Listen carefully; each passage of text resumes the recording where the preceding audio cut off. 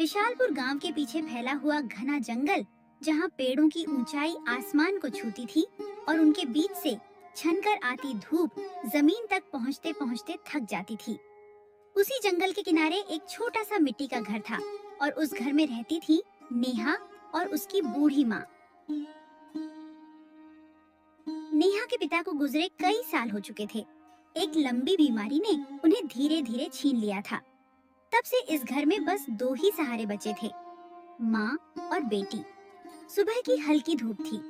नेहा घर के बाहर बैठकर मिट्टी गूंथ रही थी और अपने हाथों से बर्तन बना रही थी। उसके हाथ तेजी से चल रहे थे, जैसे सम से दौड़ लगा रही हो। उसकी बूढ़ी माँ धीरे धीरे बाहर आई। अरे नेहा, मेरी बच्ची, तू सुबह से अब तक एक पल भी नहीं रुकी है। देख तो अपने हाथों को, ये मिट्टी के बर्तन बनाते बनाते कितने थक गए होंगे। और यह दिल, बेटा, यह दिल भी तो कभी न कभी आराम चाहता होगा, है ना? तू बता, क्यों अपने आप को इतना थका रही है? क्या दुनिया का सारा बोझ अकेले उठाना है तुझे? माँ, आप जरा सुन लीजिए। और आप तो अच्छी तरह जानती हैं कि यह बर्तन ही है माँ, जो हमें 2 वक्त की रोटी दिलाते हैं। आप ही बताइए, अगर रोटी ही न मिले तो हम कैसे जिएंगे? और फिर आप तो सोचिए, अगर मैं ही हार मान लूं, बैठ जाऊं, रोने लगूं, तो हमारा क्या होगा? आपको कौन सहारा देगा? अरे बेटा, मैं यह नहीं कह रही कि तू काम ही छोड़ दे, बिल्कुल नहीं। मैं तो बस यह कह रही हूँ कि थोड़ा अपने लिए भी जी लिया कर। जरा यूं ही बैठ जाया कर कहीं पेड़ के नीचे या आंगन में और कुछ देर को मुस्कुरा लिया कर। याद रख, जिंदगी सिर्फ बोझ उठाने का नाम नहीं होती मेरी बच्ची। जिंदगी तो उन छोटी छोटी खुशियों का नाम भी है जिनके लिए हम अक्सर अंधे हो जाते हैं। पर माँ, आपसे पूछूं, मुस्कुराने का समय भी आता है क्या हम जैसे लोगों के पास? जब भी मैं चुपचाप बैठती हूँ तो बस बाबूजी की वह धुंधली सी याद आपको भी तो आती होगी। उनका वह प्यार भरा चेहरा, उनकी वह मासूम हंसी, वह आवाज, सब कुछ आंखों के सामने घूमने लगता है। तभी तो मैं उठकर फिर से उन्हीं के काम में लग जाती हूँ। आपको तो गर्व होना चाहिए कि मैं उनका वह हुनर, उनकी वह मेहनत आगे बढ़ा रही हूँ माँ। यही मेरी मुस्कान है, यही मेरा आराम है। तू सच में बहुत मजबूत है बेटी, बहुत। लेकिन कभी कभी मेरे मन में डर बैठ जाता है, कहीं ऐसा न हो कि यही तेरी मजबूती, यही तेरा संयम एक दिन तुझे अंदर ही अंदर से तोड़ न डाले।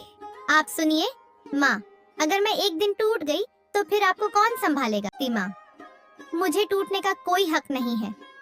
भले ही अंदर से बस एक धागा बाकी रह गया हो, लेकिन मैं वह धागा भी तोड़ने नहीं दूंगी। आप बस यूं ही मुझे अपना आशीर्वाद देती रहिए। दोनों कुछ पल चुप हो गईं। हवा में एक अजीब सी खामोशी थी, जिसमें दर्द भी था और अपनापन भी।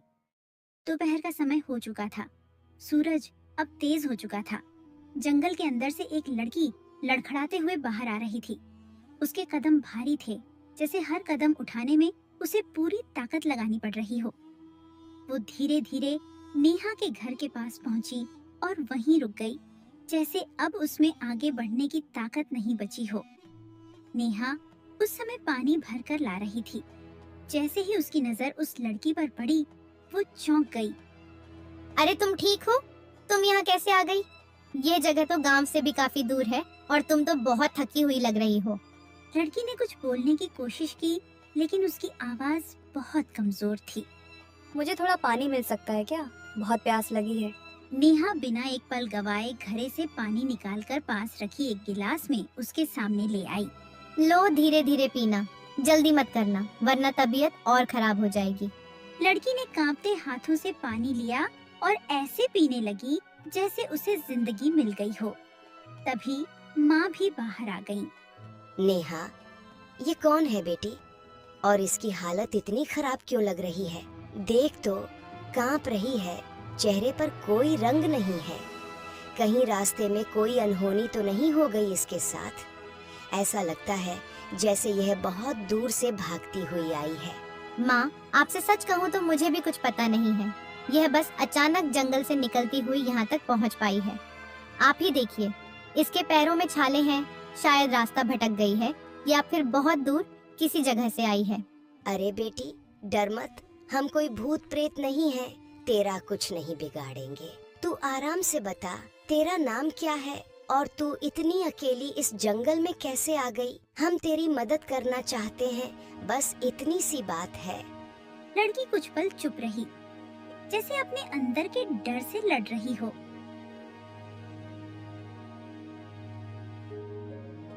नेहा ने एक जगह उसको बिठाया और उसके पास बैठ गई। मेरा नाम प्रिया है, बस इतना ही मैं जानती हूँ अपने बारे में। ना कोई अपना, ना कोई ठिकाना। प्रिया, वाह क्या सुंदर नाम है। देख प्रिया, मैं तुमसे कुछ पूछूं? तुम इस घने जंगल में अकेली क्यों घूम रही हो? तुम्हारा घर कहाँ है? तुम्हारे साथ कोई भाई बहन? ऐसी कार्टून स्टोरीज देखने के लिए हमारा चैनल सब्सक्राइब करना मत भूलना। उसके बाद मैं जहाँ जहाँ थोड़ी सी जगह मिली वहीं काम करके, बर्तन मांज कर, खेतों में मजदूरी करके किसी तरह जीती रही। लेकिन पता है लोग कब तक सहारा देते हैं? जब काम निकल जाता है तो फिर वहां से भी निकाल देते हैं। बस एक दिन मुझे उठाकर बाहर कर दिया गया, बिना कुछ बताए, बिना रुपए दिए। हाय राम, फिर तू यहाँ कैसे आ गई बेटी? इतना सारा रास्ता, यह जंगल, यह दूरी, अकेली? मैं बस चलती रही मैया, बिना सोचे बिना समझे। जहाँ रास्ता ले गया वहाँ चल पड़ी। 2 दिन से कुछ नहीं खाया। एक बार एक पत्तल मिली थी, किसी ने फेंक दी थी, उसमें से चावल के दाने चुनकर खा ली। और आज सुबह से पैरों में जान नहीं थी। लगा कि अब शायद चल भी नहीं पाऊंगी, यहीं कहीं गिर जाऊंगी। तभी ये घर दिख गया, तुम लोग दिख गए, बस यहीं रुक गई। तुमने सच में कुछ नहीं खाया 2 दिन से? प्रिया, तुम तो बिल्कुल हड्डियां बन गई हो। देखो अपने गाल अंदर धंस गए हैं।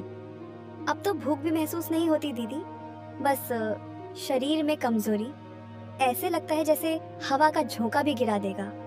और प्यास तो गला सुखा रखी थी, पर तुमने पानी दे दिया। अब थोड़ी राहत है। ये सुनकर माँ तुरंत अंदर गई और घर में जो भी था वही खाना लेकर आई।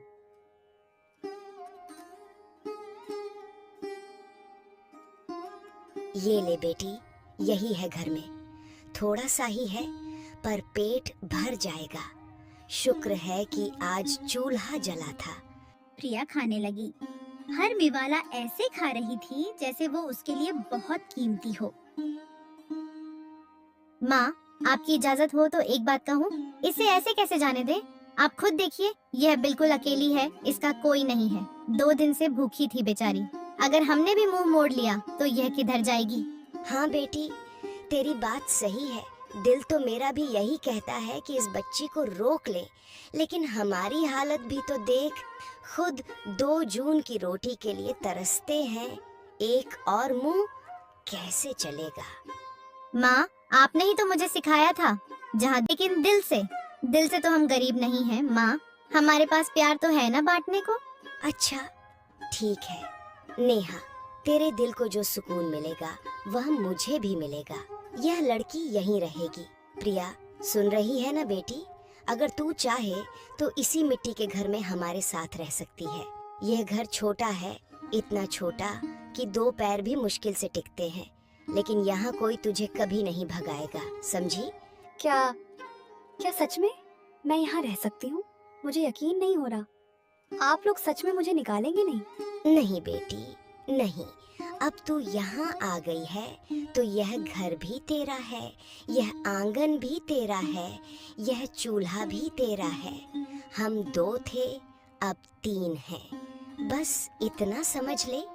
मैं क्या कहूँ माँ जी, मुझे तो यकीन ही नहीं हो रहा। इतने सारे साल बस भटकती रही, कोई अपना नहीं। कभी किसी ने पूछा तक नहीं, तू कौन है, तू कहाँ रहती है। और आज आप दोनों ने मुझे अपना लिया। अब मैं अकेली नहीं हूँ, है ना? नहीं, अब तुम अकेली नहीं हो प्रिया। हम है ना, मैं हूँ, माँ है। अब ये घर तुम्हारा भी घर है। कल से नया दिन है, नई शुरुआत है, समझी? ऐसे ही समय धीरे धीरे आगे बढ़ता गया। कुछ दिन बीत चुके थे। अब वो छोटा सा मिट्टी का घर पहले जैसा सुना नहीं रहा था। जहाँ पहले खामोशी रहती थी, अब वहाँ हंसी की हल्की हल्की आवाजें गूंजने लगी थीं। प्रिया अब उस घर की मेहमान नहीं रही थी, वो उस घर का हिस्सा बन चुकी थी। सुबह का समय था। सूरज की किरणें पेड़ों के बीच से निकलकर आंगन में पड़ रही थीं। नेहा उठकर आई और हल्का सा चूल्हे का धुआं महसूस हुआ। अरे, आज चूल्हा किसने जलाया? माँ तो इतनी सुबह उठ नहीं सकती। तभी रसोई के अंदर से प्रिया की आवाज आई। नेहा, तुम जाग गई, बहुत अच्छा हुआ। आओ जल्दी, मैंने आज खुद से रोटियां बनाने की कोशिश की है। नेहा हल्की मुस्कान के साथ रसोई में जाती है और जो देखती है वह अपनी हंसी रोक नहीं पाती। ये रोटी है या तुमने कोई नया नक्शा बना डाला?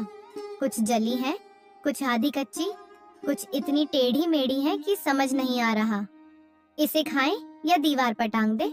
अरे यार, पहली बार तो बना रही हूँ ना, थोड़ी गड़बड़ तो होगी ही। इसमें हंसने जैसी क्या बात है? तुम मुझे सही तरीका सिखा दो, फिर देखना मैं कैसे बिल्कुल गोल और सॉफ्ट रोटियां बनाती हूँ। ठीक है, सिखा दूंगी। लेकिन पहले ये बता, तुम इतनी सुबह कैसे उठ गई? पता नहीं, नींद जल्दी खुल गई। उठकर लगा कि तुम और माँ थके हुए हो, थोड़ी देर और आराम कर लो, इसलिए मैंने सोचा चलो आज कुछ नया। हाँ माँ, अब तो प्रिया है ना घर में, ये हम दोनों को बिल्कुल आराम कराएगी, है ना प्रिया? बिल्कुल, अब मैं इस घर की जिम्मेदारी हूँ, सिर्फ एक बोझ नहीं। बेटी, तू कभी बोझ थी ही नहीं। तू तो हमें बस थोड़ी देर से मिली है, लेकिन अब आ गई है ना, तो ये घर तेरा भी है। तीनों कुछ पल चुप हो जाती हैं। लेकिन यह चुप्पी पहले वाली उदास चुप्पी नहीं थी। इसमें एक अजीब सी मिठास, एक अपनापन था। दोपहर का समय है। तीनों खाना खाकर आंगन में धूप सेक रही हैं। नेहा और प्रिया मिट्टी के बर्तन बना रही हैं। प्रिया अब काफी हद तक सीख चुकी है। नेहा, देखो ना जरा, इस बार मैंने जो घड़ा बनाया है ये बिल्कुल सही है ना? पहले वाली टेढ़ी मेढ़ी लकीरें नहीं है। हाँ, अब बहुत बेहतर है। बस थोड़ा और ध्यान दो ऊपरी हिस्से पर, तो तुम मुझसे भी अच्छा बनाने लगोगी। फिर तो मेरा काम ही छीन लोगी। तब तो तुम्हारा ही नुकसान होगा नेहा, मैं तो बस नौसिखिया हूँ। अगर ऐसा होगा तो मुझे खुशी ही होगी। अपनों के बीच क्या फायदा और क्या नुकसान? जो अपना है उसकी तरक्की देखकर अपनी तरक्की लगती है। तुम दोनों को देखकर ऐसा लगता है कि बिल्कुल सगी बहनें लगती हो। काश सच में ऐसा होता। लेकिन हम सगी बहनों से भी कम नहीं, हम तो बहुत अच्छी सहेलियां हैं। तो मान लो ना, आज से हम सहेलियां कम, बहनें जैसी हैं। नेहा ने उसकी तरफ देखा। प्रिया की आंखों में एक चमक आई, लेकिन उसी के साथ एक हल्की सी घबराहट भी। हाँ बहन। यही सब बातें करने के कुछ समय बाद दोनों जंगल गईं और थोड़ी देर बाद शाम होने वाली थी। नेहा और प्रिया जंगल के किनारे लकड़ियां इकट्ठा कर रही थीं। अचानक नेहा एकदम से रुक गई। प्रिया रुको, तुम्हें कुछ सुनाई दिया? जरा ध्यान से सुनो। सुनाई दिया? नहीं, कुछ भी तो नहीं, बस हवा चल रही है और कभी कोई जानवर चीखता है। क्या हुआ नेहा, तुम अचानक इतनी पीली क्यों पड़ गई हो? क्या तुम्हें कुछ दिखा? कोई आदमी या कोई जानवर? नहीं, मुझे कुछ दिखा नहीं, लेकिन ऐसा लग रहा है जैसे कोई हमें देख रहा हो। पीछे से, उस बड़े पेड़ के पीछे से मुझे एक निगाह महसूस हुई। वैसी निगाह जैसे कोई बिना झपकाए घूर रहा हो। मेरी रूह कांप गई। अरे नेहा, तुम ना, ये जंगल है, यहाँ 100 तरह के जानवर होंगे, हवा अपने आप चलेगी, पक्षी उड़ेंगे, पेड़ हिलेंगे। तुम बेकार में डर रही हो। तुम तो बचपन से इसी गांव में रहती हो, इसी जंगल के किनारे खेली हो। ऐसी कार्टून स्टोरीज देखने के लिए हमारा चैनल सब्सक्राइब करना मत भूलना। चुप्पी है, जैसे सब कुछ ठहर गया हो। ठीक है, तो ये सब छोड़ो यार, लकड़ियाँ काफी हो चुकी हैं। ये गट्ठर देखो कितना भारी है। चलो अभी घर निकलते हैं, सूरज डूबने से पहले हम पहुंच जाएंगे। आकर मैं तुम्हें गरम चाय बनाऊंगी, असली वाली, जली हुई नहीं। यह बोलकर दोनों लकड़ियां लेकर घर की ओर निकलीं। लेकिन अचानक प्रिया के चेहरे पर कोई डर आ गया था। रात गहरी हो चुकी थी, चारों तरफ सन्नाटा था। नेहा की अचानक नींद खुली। उसने देखा प्रिया अपनी जगह पर नहीं थी। ये प्रिया फिर कहाँ चली गई? वह उठी और धीरे से बाहर गई। चांदनी रात थी और दूर जंगल के पास प्रिया खड़ी थी। वह किसी एक दिशा में देख रही थी, जैसे किसी का इंतजार कर रही हो। ये इस वक्त यहाँ क्या कर रही है? प्रिया, प्रिया को क्या हो गया है? क्या वह सच में कोई राज छुपा रही है? उसे भूत प्रेत तो नहीं लग गया? तभी प्रिया ने अचानक पीछे मुड़कर देखा। उसकी नजर नेहा से मिली। एक पल के लिए उसके चेहरे पर घबराहट साफ दिखी।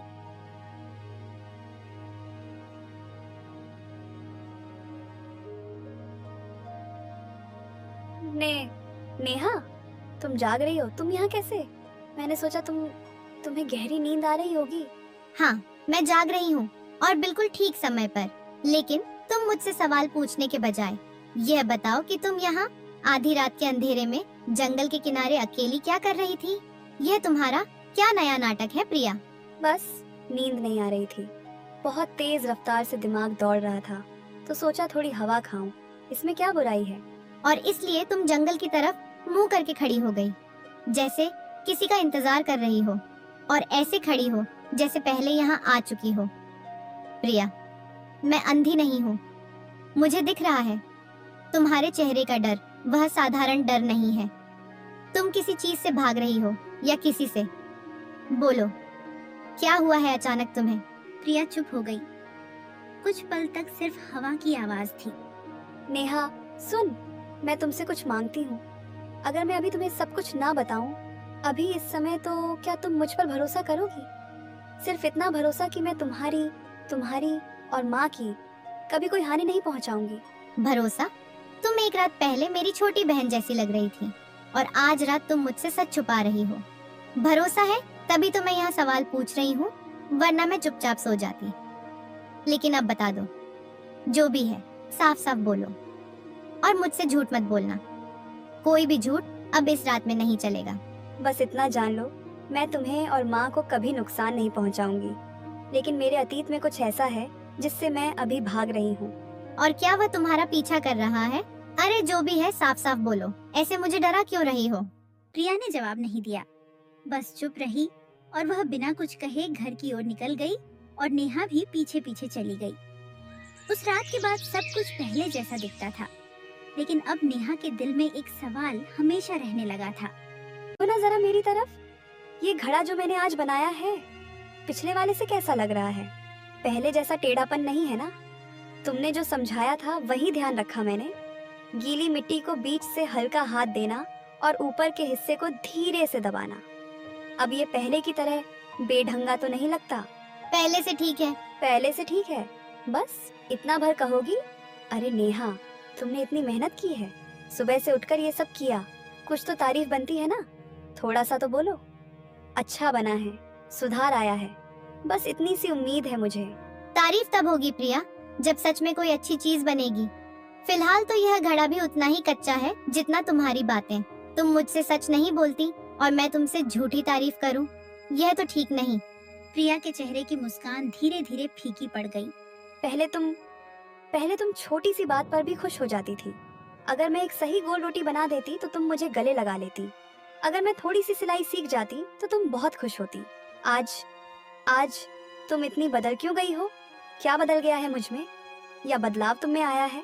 जब जानने के बाद नजर बदल जाती है प्रिया। जब तुम्हें एहसास होता है कि जिस पर तुम भरोसा कर रही थी वो तुमसे कुछ छुपा रही है, तो फिर हर चीज पर शक होने लगता है। रोटी पर भी, घड़े पर भी, और उसके बनाने वाले पर भी। तुम क्या कहना चाहती हो नेहा? साफ साफ बोलो। अगर तुम्हें मुझसे कोई शिकायत है, अगर तुम्हें लगता है कि मैं कोई अपराधी हूँ, कोई चोर हूँ, कोई जासूस हूँ, तो सीधा कह दो। ये ताने मत मारो, ये ताने किसी दुश्मन को मारे जाते हैं, बहन को नहीं। कुछ नहीं, तुम अपना काम करो, मैं अपना करती हूँ। अब दोनों के बीच खामोशी फैल गई, लेकिन यह खामोशी अब बोझिल थी। दोपहर में माँ ने नेहा को अलग बुलाया। मैंने सब सुना है बेटी, सुबह की बातचीत जो तुमने आंगन में कही, और वो तुम्हारा लहजा, वो तुम्हारी ठंडी सी बातें। यह क्या तरीका है बात करने का? वो लड़की प्रिया वह सब समझ रही है। उसकी आंखों में दर्द साफ साफ दिख रहा है। भले ही वो कुछ कहे या ना कहे, उसने तुझसे क्या बिगाड़ा? माँ, दर्द तो मुझे भी दिख रहा है उसके चेहरे पर, लेकिन मेरा दर्द कौन देखता है? दर्द उसके छुपे राजों का है, उसका नहीं। कर रही हो। जब मैंने पूछा तो उसने मुंह फेर लिया। यही तो समस्या है, वो भरोसा तोड़ती है और मुझसे उम्मीद करती है कि मैं वैसे ही प्यार करूं। देख बेटी, हर इंसान की जिंदगी में कुछ न कुछ राज होते हैं, कुछ दर्द होते हैं जिन्हें बयान नहीं किया जा सकता। इसका ये मतलब थोड़े ही है कि वो इंसान गलत है या उसके इरादे खराब हैं। क्या तूने कभी सोचा है, शायद उसने कुछ ऐसा देखा या सहा है जिसके बारे में बात करना उसके लिए मुश्किल हो? शायद वो अभी तैयार नहीं है। लेकिन माँ, अगर वो राज हमारे लिए खतरा बन जाए तो? अगर वह किसी मुसीबत से भागकर यहाँ आई है और वही मुसीबत किसी दिन हमारे दरवाजे पर दस्तक दे दे, तो क्या हम तब भी यही कहेंगे कि राज है तो सही? मैं आंख बंद करके भरोसा नहीं कर सकती माँ, खासकर तब जब मुझे हर पल लगे कि मेरे आसपास कुछ छुपाया जा रहा है। वो जंगल वाला डर, वह सिर्फ हवा नहीं थी। मुझे यकीन है कि वहाँ कोई था। अगर वह किसी मुसीबत से भागकर आई है तो हमारा फर्ज बनता है उसे सुरक्षित रखना, न कि उस पर शक करना। और ये जो तू कह रही है कि उसे कोई काम ठीक से करना नहीं आता, तो इसका क्या मतलब? हो सकता है कि उसने कभी घर का काम नहीं किया हो। शायद वह किसी ऐसे घर से आई है जहाँ उसे सिखाया ही नहीं गया, इसलिए वह डर डर के कदम रखती है। तो उसका मजाक उड़ाने के बजाय उसे सिखा क्यों नहीं देती? मैं उसे सिखाने से नहीं हट रही हूँ माँ, लेकिन साथ में सच जानने का भी हक है मुझे। मैं उस पर भरोसा तब तक नहीं कर सकती जब तक वह अपने उस अतीत के बारे में कुछ नहीं बताती। मैं आंखें बंद करके अंधे की तरह भरोसे की राह पर नहीं चल सकती, खासकर तब जब मुझे हर पल ऐसा लगे कि कोई मुझे धोखा दे रहा है। ठीक है, तेरी बात मैं समझ गई, लेकिन एक बात याद रख नेहा, कभी कभी अत्यधिक शक, बिना सबूत के शक बहुत कीमती रिश्तों को तोड़ देता है। यह शक सच को नहीं ढूंढता, बस लोगों को दूर कर देता है। और वह लड़की प्रिया, उसने इस घर को अपना बना लिया है। उसने बहुत कम समय में, कुछ ही हफ्तों में इतना प्यार बांटा है जितना कुछ सालों में नहीं बांट पाते। तू ध्यान रखना कि कुछ गलत ना हो जाए, वह हमसे दूर ना हो जाए। अगर वह चली गई। सन्नाटा था। नेहा चटाई पर लेटी हुई थी, लेकिन उसकी आंखें खुली थीं। प्रिया, आखिर तुम हो कौन? तुम्हारी बातें, तुम्हारी आंखें, तुम्हारा डर, सब कुछ अलग है। यह डर नहीं लगने लगा है, अब यह कुछ साजिश लग रही है। कोई इंसान सिर्फ यूं ही आधी रात को जंगल के किनारे जाकर खड़ा नहीं रहता। और आज जब मैंने तुमसे पूछा, तुमने नजरें क्यों चुरा ली? अगर तुम सच में अकेली होती तो तुम इतनी घबराई हुई क्यों रहती? नहीं, अब यह सब ऐसे नहीं चलेगा। मुझे सच्चाई जाननी ही होगी, चाहे जो हो। कुछ दिन बाद शाम का समय था। नेहा बाजार से बर्तन बेचकर लौट रही थी। उसका टोकरी खाली था, लेकिन मन सवालों से भरा हुआ। जैसे ही वह घर के पास पहुंची, उसकी नजर दूर पड़ी। पेड़ों के पीछे प्रिया खड़ी थी और उसके सामने एक आदमी। दोनों बहुत धीमे लेकिन गंभीर तरीके से बात कर रहे थे। नेहा का दिल जोर से धड़कने लगा। तो सच यही था, तुम कुछ छुपा रही थी। वो धीरे धीरे पास आई। अब उनकी आवाज साफ सुनाई दे रही थी। मैंने आपसे पहले ही कहा था छोटी मालकिन, अब समय बहुत कम रह गया है। जितना आप देर करेंगी उतना ही सबके लिए मुश्किल हो जाएगा। आपकी तकलीफ देखते देखते मेरा दिल पिघल रहा है। एक दिन और यूं छुप छुप कर रहोगी तो क्या होगा? ये मैं समझ रही हूँ राकेश चाचा, सब समझ रही हूँ, लेकिन अभी नहीं। अभी मैं उन्हें कुछ नहीं बता सकती, नहीं तो वे लोग मुझे गलत समझेंगे। पहले ही नेहा को मुझ पर शक हो गया है। उसकी नजरों में वही सवाल है, तुम कौन हो? अगर मैं अभी सब कुछ खोल दूंगी तो वो मुझसे दूर भाग जाएगी और मैं वो बर्दाश्त नहीं कर सकती चाचा। लेकिन आप समझ क्यों नहीं रही हैं? बात अब गलत समझने की नहीं रही। आप कितने दिन और यहाँ इस जंगल में इस मुश्किल में रहेंगी? सबको सच बता दीजिए, और अगर ये ना माने तो इन्हें उनके हाल पर छोड़ दीजिए। जो करना है ये खुद करेंगे। आपको इतनी तकलीफ क्यों उठानी पड़ रही है? आपके पिताजी ने जो गलती की उसकी सजा आप क्यों भुगत रही हैं? इतना सुनते ही नेहा खुद को रोक नहीं पाई। वो अचानक सामने आ गई। वाह, तो यही है ना तुम्हारा असली चेहरा। बहुत खूब। कुछ साजिश लेकर ही तुम हमारे घर आई थी। मतलब तुम कोई लाचार बेबस औरत नहीं थी। तुम्हें हमसे कुछ चाहिए था बस। कोई रिश्ता नहीं, कोई अपनापन नहीं, सिर्फ एक साजिश। दोनों बुरी तरह चौंक गए। नेहा, तुम यहाँ कैसे? मैंने तुम्हें नहीं देखा।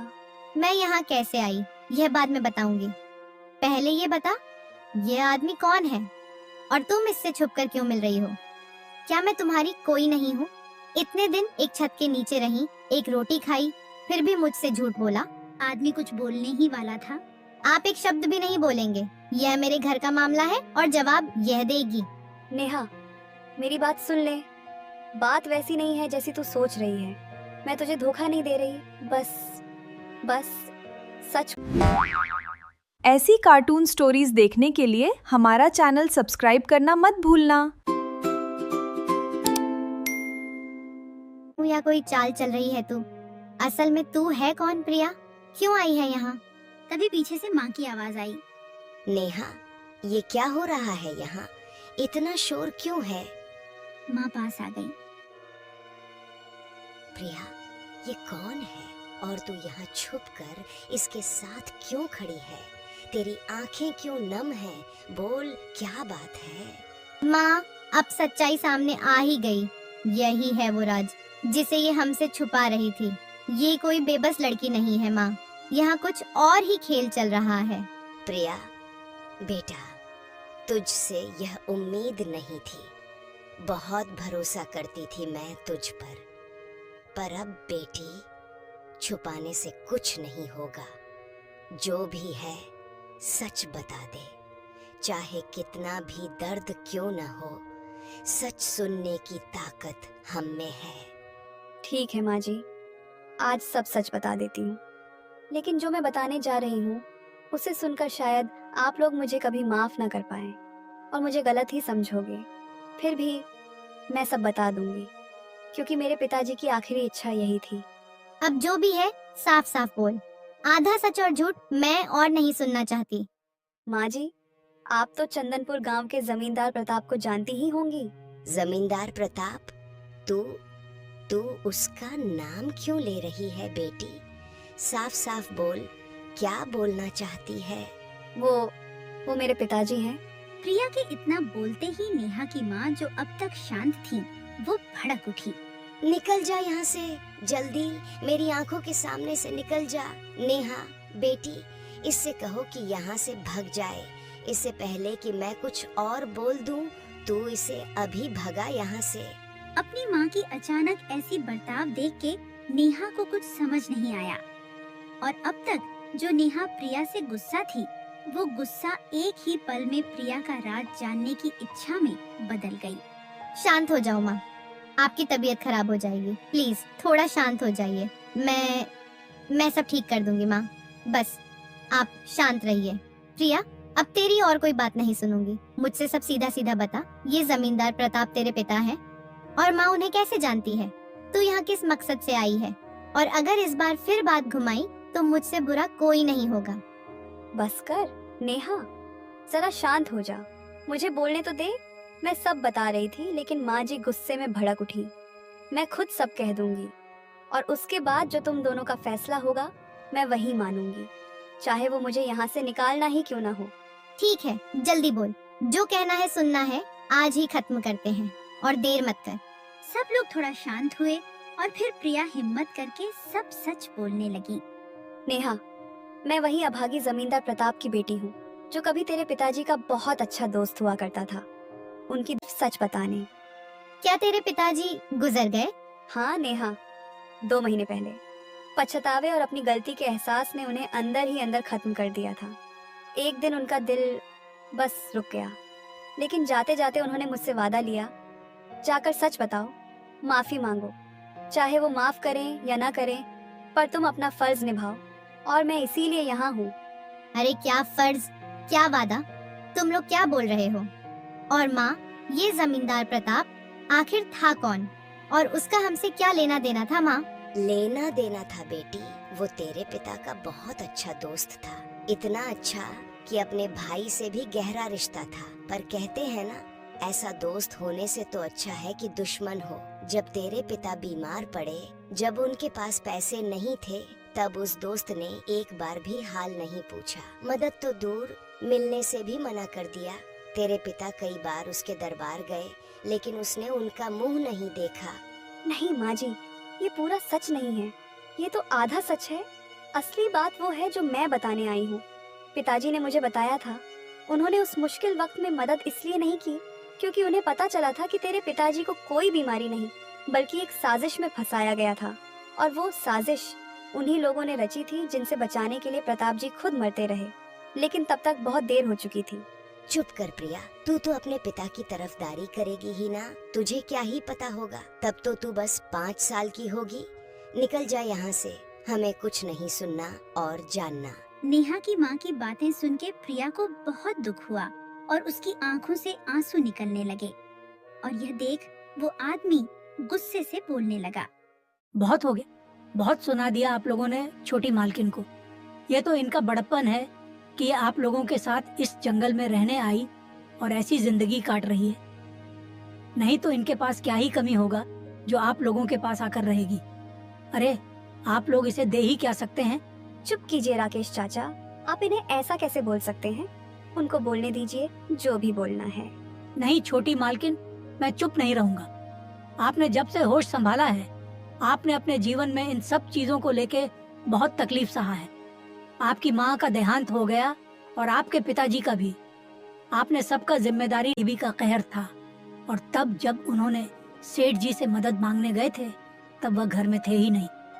उन्हें बड़े सेठ जी यानी कि उनके पिता ने धोखे से शहर में भेज दिया था काम के लिए, और उन्हें आपके पति और सेठ जी की दोस्ती हमेशा से खटकती थी।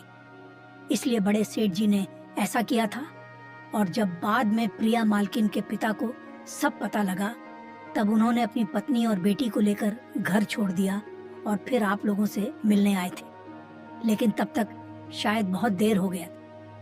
आपके यहाँ से सेठ जी के घर जाने के बाद सेठ जी बहुत निराशा में जीने लगे और हमेशा आप लोगों की और नेहा की बातें करके चिंता में डूबे हुए होते थे। पता नहीं आप लोगों के यहाँ आने के बाद उन्हें क्या हुआ था।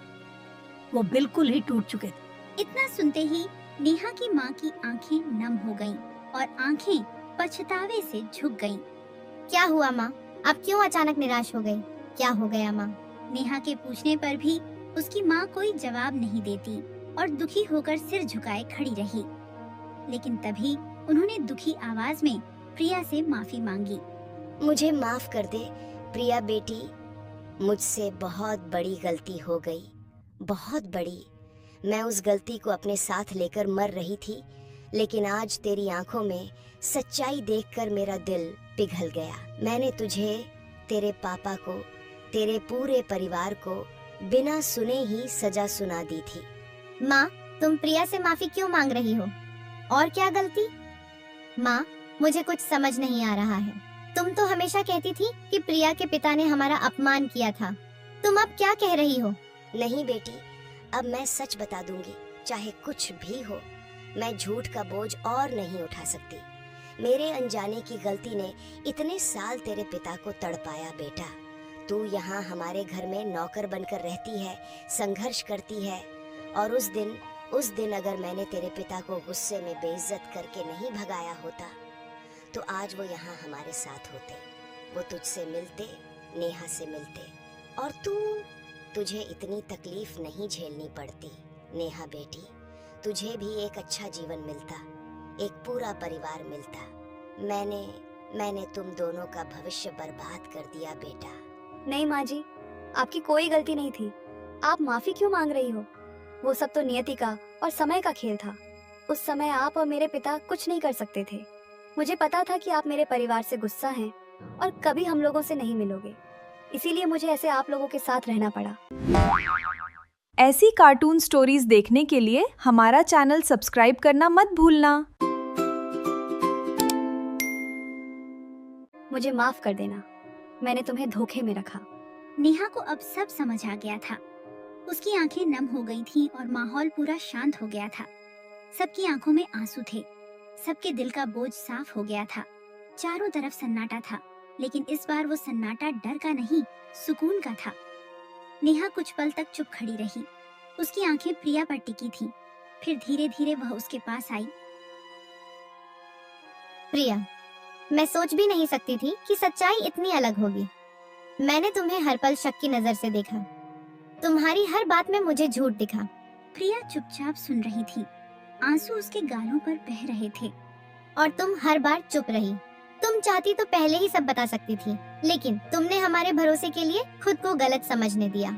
मैं डरती थी नेहा, डरती थी कि अगर सच बता दिया तो कहीं तुम लोग मुझे अपना समझना छोड़ न दो। मैं तुम्हें खोना नहीं चाहती थी, और मैं तुम्हें खोने के डर से नहीं, तुम्हें खो देने की गलती कर रही थी। मुझे माफ कर दे प्रिया, मुझे माफ कर दे। मैंने तुम्हारे दिल को बार बार ठेस पहुंचाई। मैंने तुम्हें वो दर्द दिया जिसकी तुम हकदार नहीं थी। नहीं नेहा, ऐसा मत कहो। तुम मेरी सहेली हो, मेरी बहन हो। मैंने तुमसे माफी मांगी थी, तुमने मुझसे नहीं। मैं तुम्हें कभी माफी नहीं मांगने दूंगी। बहन? क्या मैंने बहन का फर्ज निभाया है? मैंने तो हर बार तुम्हें अकेला महसूस कराया। बस करो नेहा, तुमने मुझे घर दिया, अपनापन दिया, प्यार दिया, भले ही बिना शब्दों के। और यही सबसे बड़ी चीज होती है नेहा, यही सबसे बड़ी चीज है। नेहा खुद को रोक नहीं पाती। वह प्रिया के हाथ पकड़ लेती है। अब कभी तुम्हें अकेला नहीं छोड़ूंगी, अब कभी तुमसे दूर नहीं जाऊंगी। मैं भी नहीं, अब हम हमेशा साथ रहेंगे। नेहा की माँ यह सब देख रही थी। उनका दिल भर आया। बस अब और मत रो दोनों, बस अब और नहीं। इतने सालों का दर्द आज बह गया। मेरे आंसू अब दुख के नहीं हैं, ये तो मुक्ति के आंसू हैं। मुझे माफ कर दे प्रिया बेटी, मैंने तेरे पिता को गलत समझा, तुझे गलत समझा, और उसी गुस्से में सब कुछ तोड़ दिया। ऐसा मत कहिए माँ जी, आपका गुस्सा भी जायज था। मेरे पापा से अगर किसी ने ऐसा किया होता तो शायद मैं भी आपसे ज्यादा गुस्सा होती। आपने जो सहा, जो तड़पा, वो कोई नहीं समझ सकता। बस एक बात कहूँ, अब सब भूल जाइए। बस याद रखना कि अब हम साथ हैं। नहीं बेटी, कैसे भूलूं? मेरे हाथों कितने साल बर्बाद हो गए। सच क्या था, काश यह सब पहले पता चल जाता। तेरे पापा जिंदा होते तो। और अब हम सब एक हैं। यही बड़ी बात है माँ, यही असली जीत है। रात हो रही थी। सब घर के भीतर गए। अब सबके दिलों की शिकायत दूर हो चुकी थी। नेहा प्रिया से प्यार से बोलती है। प्रिया, वैसे आज अगर तुम जाने की सोच रही हो तो बता दो, मैं अभी दरवाजा बंद कर दूंगी। पर ध्यान रखना, यह बंद दरवाजा तुम्हें बाहर नहीं जाने देगा। यह दरवाजा अब सिर्फ तुम्हारे लिए खुला है, हमेशा के लिए। अच्छा, अब जबरदस्ती रोकने लगी। नेहा, पहले तो मुझे गलती से दूर कर रही थी, हर बार मेरी बात काटती थी, मुझ पर शक करती थी, और आज उसी नेहा की जुबान से यह सुन रही हूँ कि दरवाजा बंद कर देगी। अब मैं जानबूझकर तुम्हारे पास रहूंगी नेहा। तुम भागोगी तो मैं दौड़ूंगी, तुम चुप रहोगी तो मैं बातें करूंगी। तो फिर तो मैंने अपनी जेल खाने की चाबी तुम्हें ही थमा दी। और मैं वह जल्लाद हूँ जो तुम्हें हमेशा अपने पास कैद रखेगी, प्यार से। सब लोग, नेहा की माँ, राकेश और बाकी, यह सुनकर हल्के से हंस पड़ते हैं। अगली सुबह सुबह की पहली किरण आंगन में आई। माँ पहले से बैठी सोच रही थी। प्रिया और नेहा भी पास आ गईं। प्रिया बेटी, एक बात पूछूं? बेटा, अगर हम, मतलब मैं, नेहा तुम्हारे साथ चले उस शहर में, उस बड़ी हवेली में, तो क्या सच में हमें वहाँ अपनापन महसूस हो पाएगा? या फिर वो दीवारें, वो बड़े बड़े कमरे, वो सारी दौलत हमें और भी अकेला कर देगी? मैंने जिंदगी में सिर्फ 4 दीवारों का सुख देखा है। मुझे डर लगता है बेटा, डर है कि कहीं हम तुम पर बोझ न बन जाए। प्रिया की आंखें भर आईं। जी, वो घर सिर्फ पत्थर और सीमेंट का बना महल नहीं है, वो घर मेरा है। मेरे पापा की यादों से मैं उस घर में अपने आंसू गिनती थी। अब मैं चाहती हूँ कि उस घर में आपकी हंसी गूंजे। ये कोई बोझ नहीं है माँ जी, ये तो मेरे लिए वरदान है कि आप लोग मुझे अपनी बेटी मानकर चल रहे हैं। माँ, अब और क्या सोचना, हमने बहुत अकेलेपन में जी लिया। सोच, रात रात भर मैं तड़पती थी कि काश कोई अपना होता। तुम रोती थी छुप छुप कर, मैं देखती थी। उस अकेलेपन ने हमें मिट्टी की तरह चूर चूर कर दिया। अब जब जिंदगी ने वह मौका दिया है साथ रहने का, एक छत के नीचे खुश रहने का, तो क्या हम उसे ठुकरा दें? माँ, प्रिया हमारे लिए वह रिश्ता लेकर आई है जो हमने सोचा था कि हमसे छिन गया। बस एक बार हाँ कर दे माँ, बस एक बार। इससे बड़ा कोई पुरस्कार प्रिया को नहीं मिल सकता। ठीक है, हम चलेंगे तुम्हारे साथ प्रिया बेटी। अब तुम हमारी बेटी हो और जिस घर में बेटी हो वहाँ माँ बाप को अकेलापन नहीं सताता। कुछ समय बाद सब लोग हवेली पहुँचे। जब वे हवेली पहुँचे, नेहा हैरान रह गई। प्रिया, तुमने तो कभी बताया ही नहीं कि तुम इतनी अमीर हो। यह हवेली, यह सब। तुम तो राजकुमारी निकली, जबकि मुझे तो लगा तुम कोई आम। इसलिए नहीं बताया नेहा, क्योंकि मैं चाहती थी कि तुम मुझे दिल से पहचानो, दिल से, मेरी जेब नहीं। और आज मैं सच में समझ गई कि तुमने मुझे सिर्फ एक इंसान की तरह अपनाया है, किसी साम्राज्य की तरह नहीं। यही मेरी सबसे बड़ी जीत है। कुछ दिन बाद